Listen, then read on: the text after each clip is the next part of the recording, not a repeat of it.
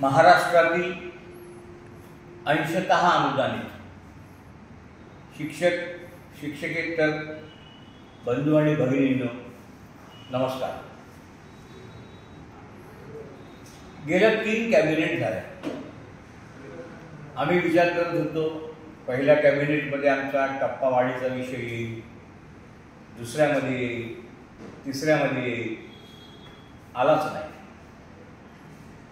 शुक्रवारी माननीय शिक्षण मंत्री आझाद मैदानावर आले। ते अगदी भावनाप्रधान होऊन बोलले की मला द्यायचं आहे।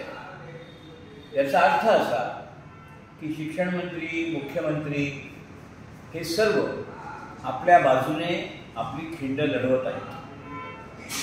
त्यांनी सांगितलं की येत्या सोमवारी मी हा विषय कॅबिनेटमध्ये कुठल्याही परिस्थितीत आणतो। म्हणजे सोमवारी जी कॅबिनेट होईल, सोमवारी नाही झाली तर मंगळवारी होईल, परंतु हा विषय येईल याची खात्री मला देखील आहे।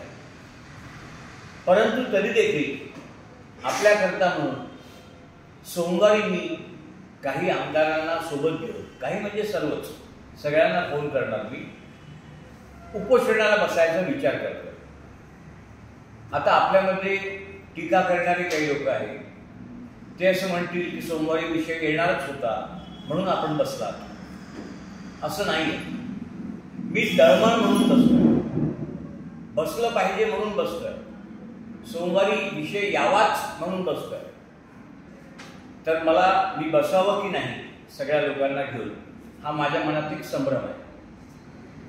मी इथून आज मुंबईला रवाना होतोय। मला आज रात्रभरात किमान तुमचे 100 SMS आले पाहिजे की आपण उपोषणाला बसा। 100 SMS जर आले तर मी सर्व सन्माननीय आमदार, माजी आमदार यांना विनंती करून आम्ही सगळेजण उपोषणाला मंत्रालयाच्या बाहेर किंवा आतमध्ये जिथे शक्य आहे तिथे बसण्याचा प्रयत्न करतो आणि बसतो। पण अट एवढीच आहे की तुमचे 100 SMS मला यावे, म्हणजे तुमचा भरपूर पाठिंबा आहे।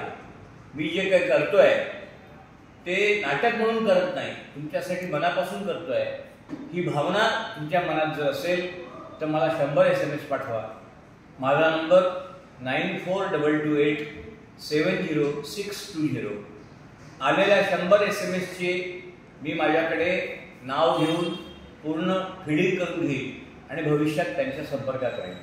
तुर्तास एवढेच, तुम्ही फक्त पाठीवर हात ठेवून लढ म्हणा, मी लढतोय। धन्यवाद।